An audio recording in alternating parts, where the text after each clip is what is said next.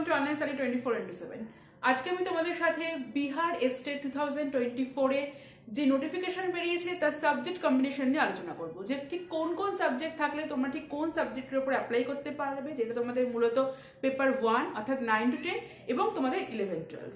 তাই কোন সাবজেক্ট থাকলে কোন সাবজেক্ট অ্যাপ্লাই করা যাবে, সোশ্যাল সায়েন্সের জন্য কোন সাবজেক্ট থাকলে তোমরা ঠিক কোনটা কোনটা অ্যাপ্লাই করতে পারবে, এবং তার থেকেও বড় কথা ম্যাথামেটিক্সের ক্ষেত্রে কি, বিজ্ঞানের ক্ষেত্রে কি, এবং পেপার 2 এর ক্ষেত্রে প্রত্যেকটা philosophy, English, Bengali, geography, history, এই সমস্ত সাবজেক্টের ক্ষেত্রে ঠিক কোন কোন সাবজেক্টের জন্য তোমরা অ্যাপ্লাই করা তোমাদের পক্ষে সম্ভব হবে, এই সমস্তটা কিছু নিয়ে আজকের ভিডিওটি আমি আলোচনা করবো। তাই ভিডিওটি স্কিপ না করে পুরোটা দেখো। দেখো, বিহার এস্টেটে 2024 এর নোটিফিকেশন এসে গেছে। তার লাস্ট ডেট রয়েছে 2 জানুয়ারি। যারা যারা এখানে অ্যাপ্লাই করবে তারা 2 জানুয়ারির মধ্যে অ্যাপ্লাই করে ফেলো, এবং তোমাদের যেটা দেখে অ্যাপ্লাই করতে হবে সেটা হচ্ছে আমাদের সাবজেক্ট কম্বিনেশনটা, যে ঠিক কোন কোন সাবজেক্টের ক্ষেত্রে আমরা কি কি অ্যাপ্লাই করতে পারবো। দেখো, পেপার 1 এ যেটা তোমাদের 9 to 10, সেখানে তোমাদের রয়েছে সায়েন্স, তোমাদের সোশ্যাল সায়েন্স, তোমাদের ম্যাথামেটিক্সের ওপর। তো এই সমস্ত বিষয় ঠিক কোন কোন সাবজেক্ট থাকলে, সোশ্যাল সায়েন্সের ক্ষেত্রে ঠিক কোন কোন সাবজেক্ট থাকলে আমরা সেটা অ্যাপ্লাই করতে পারবো, এটা খুব একটা বড় একটা প্রশ্ন। সোশ্যাল সায়েন্সের ক্ষেত্রে কিন্তু অনেক সাবজেক্ট আছে, এবং কোন সাবজেক্টকে তারা মান্যতা দিচ্ছে না, অর্থাৎ কোন দুটো সাবজেক্ট থাকলে বা কোন একটি সাবজেক্ট থাকলে তবে গিয়ে আমি সোশ্যাল সায়েন্সে অ্যাপ্লাই করা আমাদের পক্ষে সম্ভব হবে, সে সবটাই কিন্তু তারা বলে দিয়েছেন। তো সেটাই কিন্তু আমরা আজকে দেখবো। তোমরা যারা ফিল আপ করবে সোশ্যাল সায়েন্সের জন্য, অর্থাৎ কি সোশ্যাল সায়েন্স কোথায় বলা হচ্ছে, 9 to 10, মানে তোমাদের পেপার 1 যেটা। দেখো, সোশ্যাল সায়েন্সের ক্ষেত্রে আমাদের history, geography, pol science, economics এগুলো রয়েছে। কিন্তু এক্ষেত্রে বলা রয়েছে যদি তোমার হিস্ট্রি থাকে, ঠিক আছে, তোমার হিস্ট্রি আর জিওগ্রাফিটা তোমার হচ্ছে কম্পালসারি, এই দুটো তোমার থাকতে হবে। মানে কি, তোমার ধরো হিস্ট্রি আছে, তার সাথে পল সায়েন্স, ইকোনমিক্স, তুমি কিন্তু এলিজিবল, তুমি অ্যাপ্লাই করতে পারো সোশ্যাল সায়েন্সের ক্ষেত্রে। আবার তোমার জিওগ্রাফি আছে, পল সায়েন্স, ইকোনমিক্স, সেক্ষেত্রেও কিন্তু তুমি অ্যাপ্লাই করতে পারো। আমি গ্র্যাজুয়েশনের কথা বলছি, তোমাদের অনার্সের কথা বলছি। তোমাদের হিস্ট্রি অনার্স আছে, সাথে পল সায়েন্স এবং ইকোনমিক্স, এবং জিওগ্রাফি অনার্স আছে কারণ, পল সায়েন্স, ইকোনমিক্স সাথে, তারা অ্যাপ্লাই করতে পারে। বা দুটোই আছে, সেটা তো কোনো কথাই নয়। কিন্তু যদি এরকম থাকে যে তোমাদের পল সায়েন্স অনার্স রয়েছে, ইকোনমিক্স রয়েছে, হিস্ট্রি রয়েছে, সেক্ষেত্রে কিন্তু কোনোভাবে কিন্তু অ্যাপ্লিকেশনটা হবে না। অর্থাৎ কি, এখানে মূলত তোমাদের হিস্ট্রি এবং জিওগ্রাফির ওপর তারা হচ্ছে জোর দিচ্ছে 9 to 10 যারা সোশ্যাল সায়েন্সের ক্ষেত্রে অ্যাপ্লাই করবে।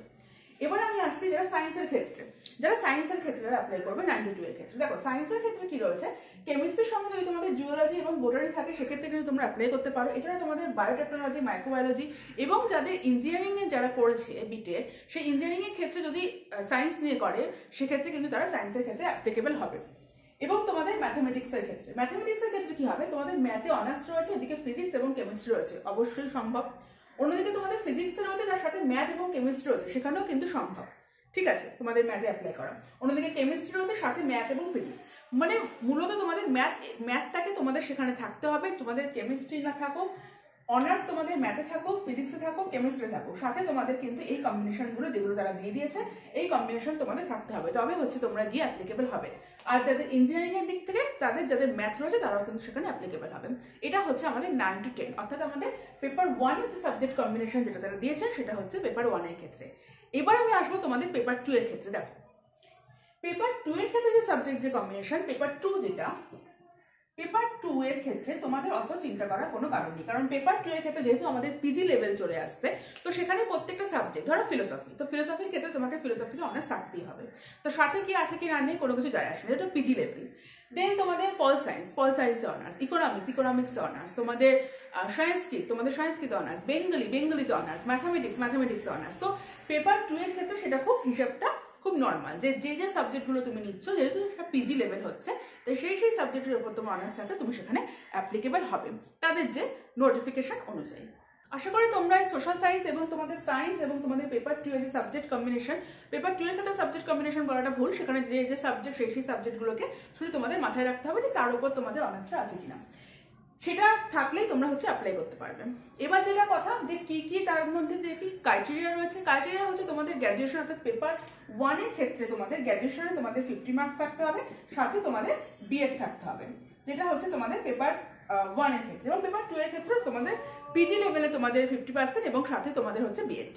লাস্ট ডেট 2 জানুয়ারি। যারা যেহেতু এখানে বিহার স্টেটের ক্ষেত্রে, যেহেতু প্রত্যেকটা স্টেটই এখানে কিন্তু এলিজিবল ফর্ম ফিল আপ করার জন্য, তারা সবাই অ্যাপ্লিকেবল, তাই এই স্টেটের থেকে অর্থাৎ ওয়েস্ট বেঙ্গল থেকে তোমরা যারা ফিল করতে চাইছো তারা কিন্তু অবশ্যই ফিলটা করতে পারো। লাস্ট ডেট তোমাদের রয়েছে 2 জানুয়ারিতে। এই বিহার স্টেটের সম্বন্ধে আমি তোমাদের যেহেতু ফিলোসফি এখানে নিয়ে আলোচনা করি, তাই বিহার স্টেটের ফিলোসফি সিলেবাস আমি অলরেডি তোমাদের সঙ্গে আলোচনা করে দিয়েছি। এরপরে আমি তোমাদের সেই সিলেবাস ওয়াইজ কিন্তু প্রত্যেকটা দিন ক্লাস এবং কিরকম কোশ্চেন আসতে পারে এবং তার প্রিভিয়াস কোশ্চেন নিয়ে কিন্তু আমি অবশ্যই তোমাদের সাথে আলোচনা করব। তাহলে তোমাদের সঙ্গে দেখা হচ্ছে নেক্সট ক্লাসে। টাটা।